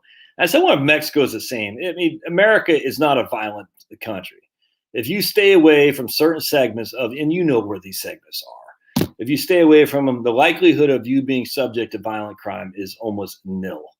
Ann Coulter did this a number of years ago, like 5 or 6 years ago. And I'm not the biggest fan of Ann Coulter, but I remember I said, it's so true. She goes, you just stay away from these. You're not going to get hit with violent crime. It's just not going to happen. And sadly, we all know where these violent crime areas are, epidemics. And the people who supposedly care about black lives don't give two craps. Don't give two craps about black lives or being taken, young children in front of our very eyes, because no one cares as long as there's no whitey they can blame. It's freaking disgusting, man. It infuriates me to my core of young children being mowed down in the street and no one gives a rat's behind, but criminals like George Floyd, everyone throws freaking flowers on this guy. And yet you got innocent people being killed all the time and no one cares, but we're all going to make a martyr out of George Floyd. It's friggin' disgusting. You all know it is. You all do. Oh, it infuriates me. And yet it just gives some liberal whites ability to say, I care, BLM. It's freaking nuts, man. You got to remember these corporations who did this, and they all did. I don't know if Schwab did. USA did. Freaking scumbags. It's pissing me off. Anyway, all right, so better things. Again, America is not a violent place. It's just in some sectors it is. It's horribly violent. All right. So pros and cons says, I got rich from Mimi stocks in my IRA. Should I do the 72T? I don't know. Do you need to? So when you go on live on both channels, would it help grow your second channel? For me watching that one, it doesn't matter. Yeah, just keep it on both, Frenchie. I get that sweet Stacey Abrams money on both, that's for sure. So the reason I have my second one is that this one will be nuked at some point. And if it does, that's why I'm uploading all my older videos on my second channel to make sure those videos don't get nuked with it. I don't know when it might not be nuked. It might, but I'm always going to have a presence on YouTube because I like YouTube. YouTube, I think it's nuts in some regard. I mean, talking about some certain strategies to help deal with the commie virus that if you talk about is verboten, is that what it is? It's stupid. But at the end of the day, YouTube's been good to me. And but at some point they're going to nuke me. You know what I'm saying? Because I talk a lot off the cuff. I do lots of videos. I'm sure there's someone right now saying, how dare he say Black Lives Matter? He's a racist. YouTube, get that racist off. Look, 25 years ago, I might have cared being called that. I don't care anymore. Literally, if you're not called a racist, you're not doing a good enough job in this day and age. That's all there is to it. Oh, you called me a racist. Oh, well, I'm so offended. You think I care? It's nuts. I'm so over that crap, and you should be too. Now, the problem is I'm a little bit more, I work from home. I work independently. I don't have to work some woke corporations make me hear Robert D'Angelo and Abraham Kendi, whatever that clown's name is. Thank the good Lord. So I still get to read Frederick Douglass and Webb Du Bois, not Dubois, Du Bois, who's kind of, racist in of itself, but I can kind of, not Frederick Douglass, Webb Du Bois was, and I can kind of see that back then, but I still get to read people like that, Marcus Garvey and whatnot. I don't need to read Kendi, the clowns, you know what I'm saying? I can still read Malcolm X if I so desire. Letters from a freaking Birmingham prison, all this stuff is good. And that's just blacks. Never mind all the other wonderful people of my pale tone of color who've done wonderful things for human rights across the world, i.e., giving them from Maine. You ever heard of Joshua Chamberlain and all the Maine people who fought and died in Civil War? Did you know, by the way, before you start bashing the South, 60%, if memory serves, 60% of Southern battlers, of folks who fought on behalf of the South, were conscripted, drafted. 60% of Southerners were drafted into the war. If they didn't go, it's not happening. It's a bad place to be. Let's just put it that way. 60%. So before you start thinking the working regular people in the South wanted to keep slavery, remember, a good amount of them were drafted into the war, and if they did not fight, bad things happened. And the Maine people fought to free the slaves, did not know any black people, and yet they still fought, died, got injured, maimed to free slaves. And yet I'm not proud of this. I'm not ashamed by this. This means nothing. It's the outer course of what's in the other covers, what's in here. And what's in here is all I care about. And if you're loving on Jesus, this is irrelevant. All right, so let's see what we got here.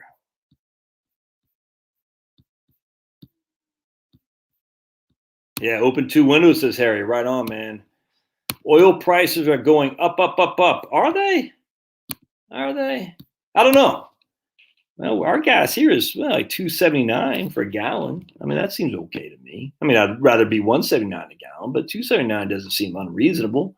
That's for sure. But I do think without, the oil is going to be transported. It's just not going to be transferred by environmentally friendly pipelines. It's going to be transferred by cars and trains, or trucks and trains. Stupid. All right, right on, Kim. All right, good. Fed meeting tomorrow. Hold your undies. Yep. What's my opinion on covered call ETFs or income? I'm not a fan. I did a video on QYD that my man Jerry from the GW Life ETF channel did some stuff. Go to subscribe to GW Life ETF channel. Jerry, I forgot his last name off the top of my head. Jerry, he does a lot of stuff on those kind of things. I'm not a fan of it. I just, it's my own personal bias against covered calls because I got hammered doing that back, going on over 20 years ago. Deflate. Yeah, I tell you, man, I've been saying this for a while. I'm not sure it'll be right, but I think deflation is, I truly still believe in that for sure. But I could certainly be wrong, man. I mean, my goodness, that's the thing. You got to hedge both sides. So I don't want everything out of the market because I might be wrong on the corporations kicking butt and taking names for 10 years. I mean, who knows? Who knows? That's the thing. You just don't know. So you gotta play both sides. Nothing wrong with that. I will say anything about playing both sides because I don't know how you could play one side of that equation if you know what I'm talking about. Man alive. Ugh. But hey, people are born the way they're born. But there's some things you shouldn't play both sides. But in terms of hedging against the uncertainty, one thing we do know, no debt is always wonderful. Having more money coming in than going out the door, i.e. keeping expenses low, is always wonderful. And playing both sides of it. You say, I got some cash, I got some stocks, I'm good.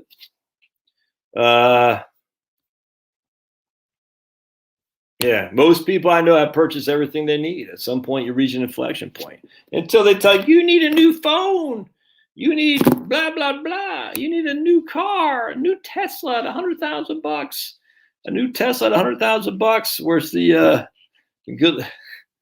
Oh man, yeah, right. Let's see what else we got. How old are you, John? Okay, right on. Put the safe stuff in tax deferred. Yeah, right on, Jill. But the state stuff and tax deferred and stock and Roth and tax 100%.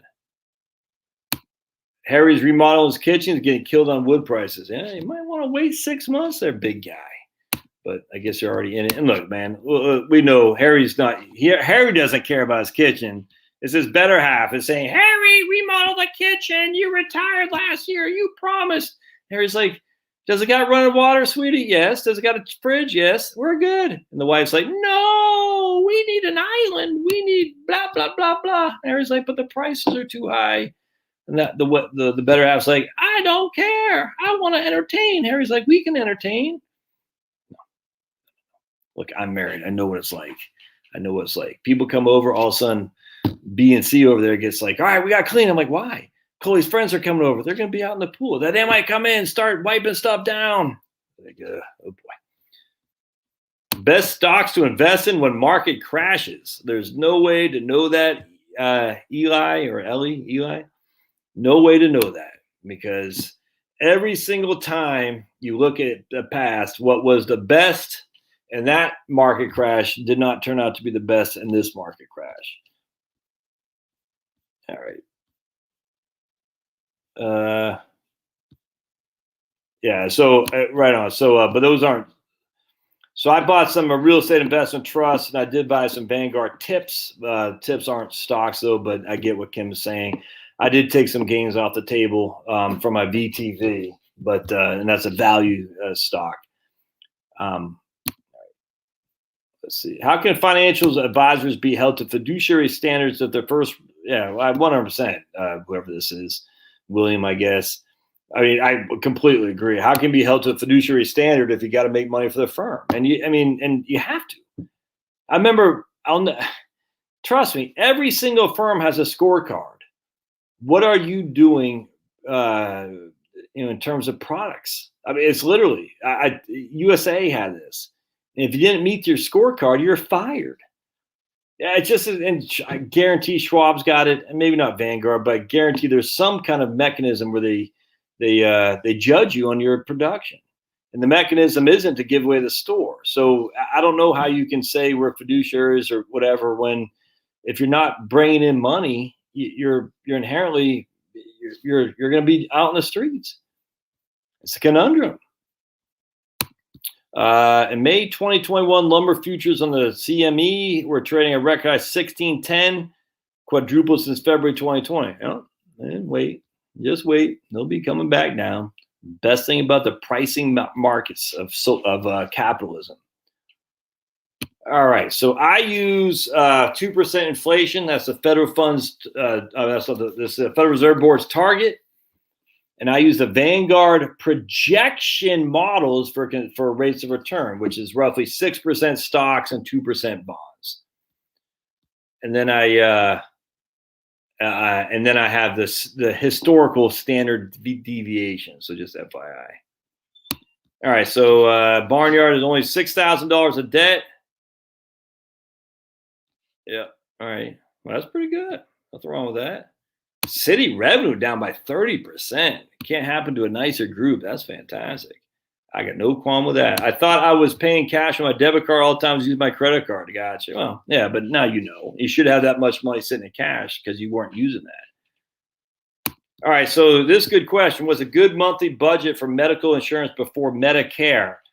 I talked to a lot of people, and I got some guys on Obamacare. They're paying less than $100 a month, man. I got other guys on Obamacare here in West Georgia are paying like $2,500 a month. You know what I'm saying? So that's it's a challenge. But if you can keep your income below a certain threshold, if you're married, filing joint, it's roughly 70,000. You're going to get some pretty good Obamacare subsidies. I mean, I'm talking significant. So you go to healthcare.gov and model it. It's fantastic. Watching Die Hard 4 with my Army buddy. Jeremy, you're in the Army? I didn't know that. What does negative interest rate mean? It sounds like you have to pay the bank to accept your money. Pretty much.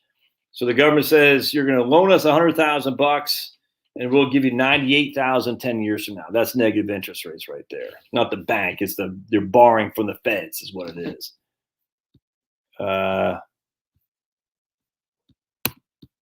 Do we need to work?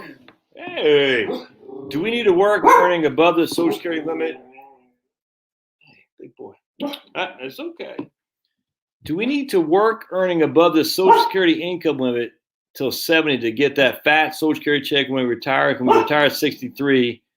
Yeah, you can retire at 63 and just wait till 70 to collect. Hey, big boy, I'm trying to do a video. Hey.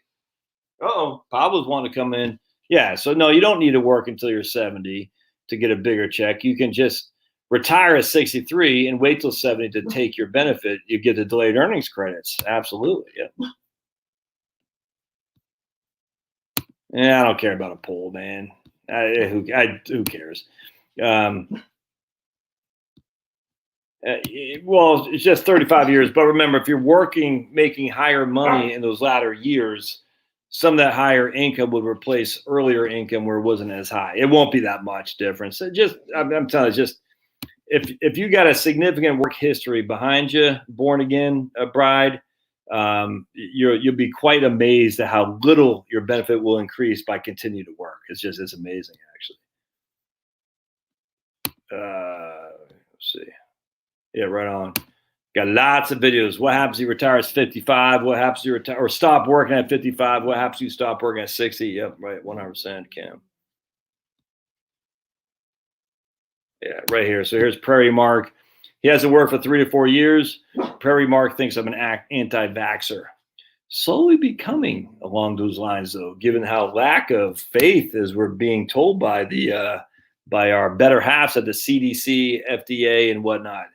Creepy out there, my friend. It's creepy.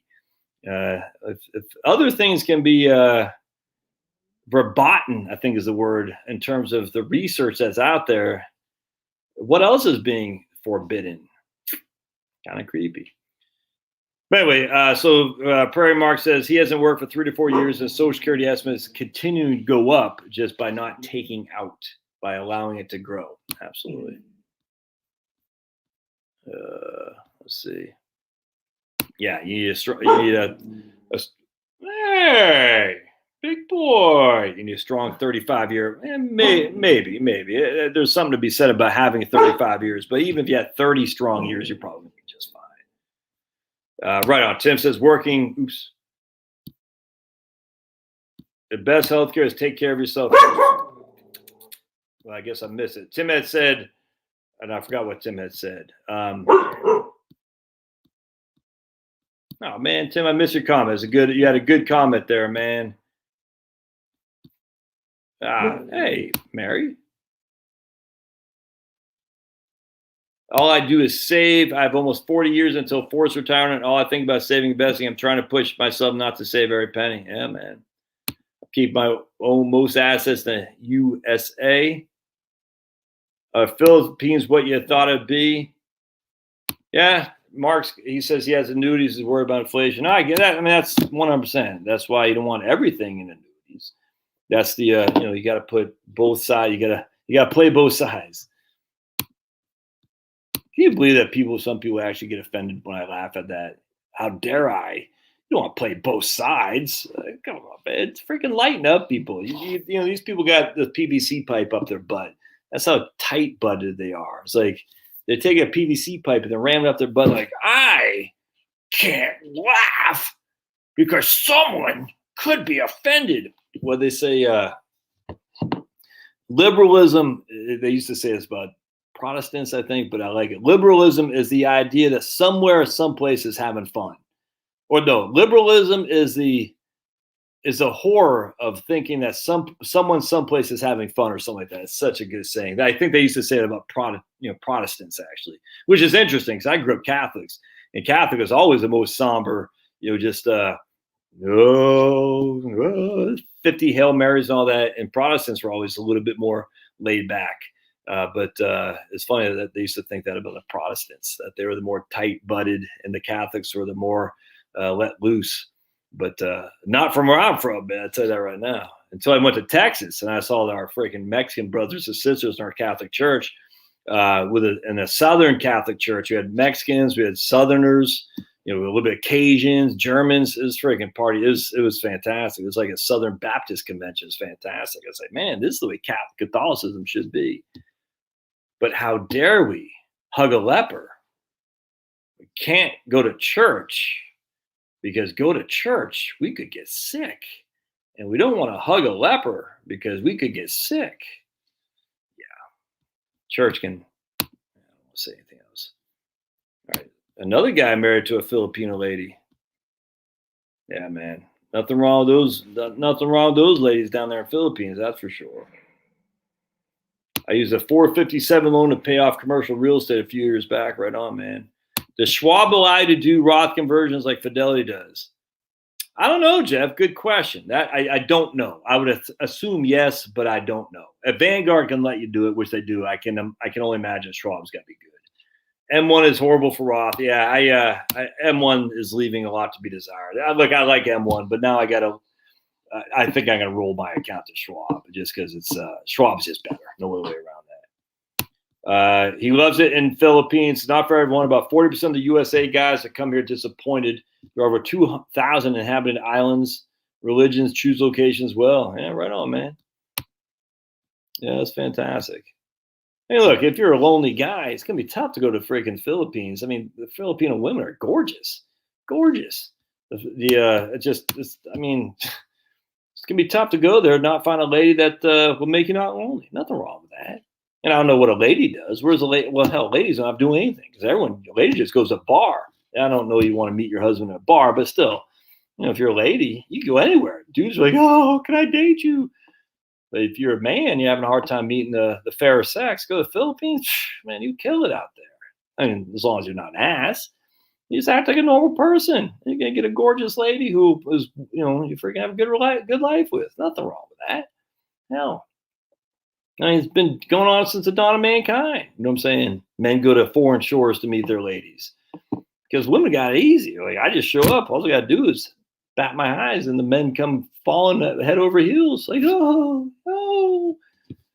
And no, men have their own problems, or ladies have their own problems. Don't get me wrong, but. I think a lot of women, they think they can change the guy. And if you're a lady out there, no, don't do that. Don't do that. You can't change a guy. A guy's going to change on his own, but you're not going to do it. I'm just telling you. And then you're going to be taken advantage of because you're going to keep thinking, if I just one more time, nope. I was listening to Blonde in the Belly of the Beast. You ever listen to Blonde? She's on with Matt Christensen, and she was interviewing Gavin McInnes today. It was pretty interesting. I like Gavin. And Blonde was saying, if you're not married after a year, woman, drop that guy. If you haven't been proposed to after a year, drop him. Maybe. My wife and I were dating for 5 years on and off.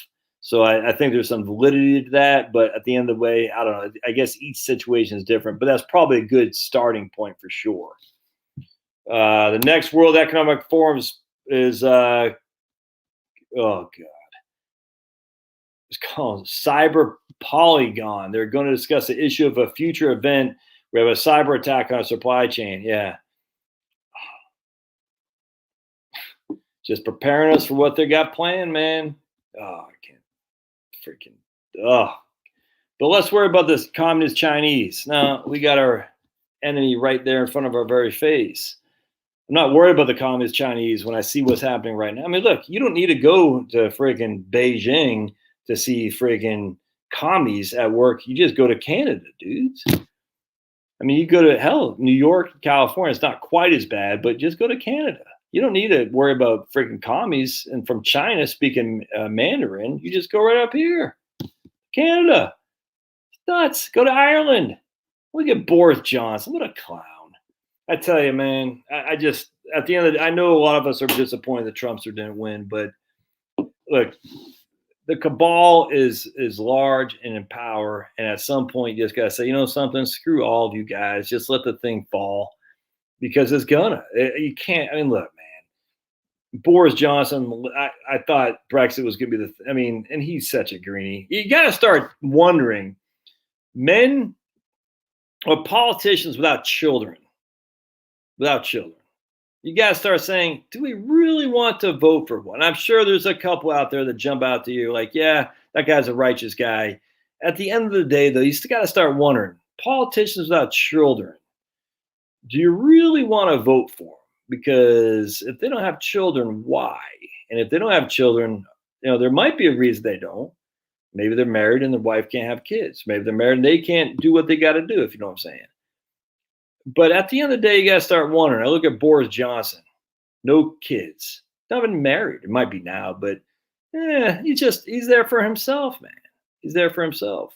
So who's his God? It's the environment, because that's all he's got. All he's got is the environment, man. Because they don't believe in anything. They don't care about the future for them, for their children. They just care about it for themselves, and they care about power. They're so narcissistic. And as such, you got to say, I'm not sure I want to vote for a politician that doesn't have kids because he's got nothing for the future. He doesn't care. He's dead. So a lot of these guys are atheists too. They're like, yeah, I'm dead. I'm sitting in my grave. That's it. See ya. They don't care. They're just living for the moment.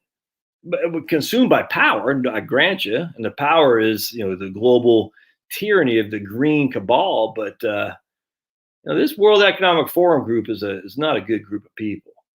They're not good. And so let's not worry so much about the CCP. Let's worry about the what's in our own very midst. JP Morgan's, BlackRock. Oh, BlackRock. Ugh. JP Morgan's of the world. You know what I'm saying? The World Economic Forum. I mean, it's just, you know, these guys are, look, I mean, I'm on a platform run by Google, for heaven's sake. I don't know what their exposure to World Economic Forum is. I don't know. I imagine it's probably pretty significant. But let's not worry so much about the CCP. That's just that's a false flag if there ever were one. All right. What are Schwab's fees? Oh yeah, nothing, man. Schwab is low. Kim, Schwab's just fantastic. I should do another interview with my sister. That's a great idea, Paul. Right on, man. Yeah, you know, Devin and I did a video on Mexico yesterday. I like Mexico. If I could speak Spanish, I'd be there. Of course, my wife doesn't want to go. So I'd like Mexico, West Virginia. Wife doesn't want to go there. So it's going to be for us, you know, some Georgia, Tennessee, Virginia. That's where we'll be, right? But we're going to get out of Fulton County and go in one of these places. As long as we survive. You know what I'm saying? We got 5 years left in Fulton County. As long as we can survive 5 years, we will be out. We'll be gone. You pay fee. I don't think you can buy Wellington at Schwab. I don't think you buy Wellington at Schwab, man. All right. I guess I'm getting tired, my friends. I guess I'm gonna get out of here. I appreciate y'all being here. Much obliged. Any other super chats? Hopefully retiring at 62 in 2.5 years. Right on, Eleanor. That's fantastic. Oh, that's 100%. 100. Oh, yeah. You do qualify for Social Security even if you don't have 35 years. Yes, you do. Oh, horrible. We can't leave on this. No. 40 quarters, 10 years, just like my man AJ says. 40 quarters. That's all you need, 10 years to qualify. Oh, heaven's sake. I'm glad that we saw this. This is horrible. You do qualify for Social Security. Ugh. All right. Getting tired, man. I'm gonna get out of here, my friends. Much obliged for being here. I don't see any other super chat, so I'll let you guys go.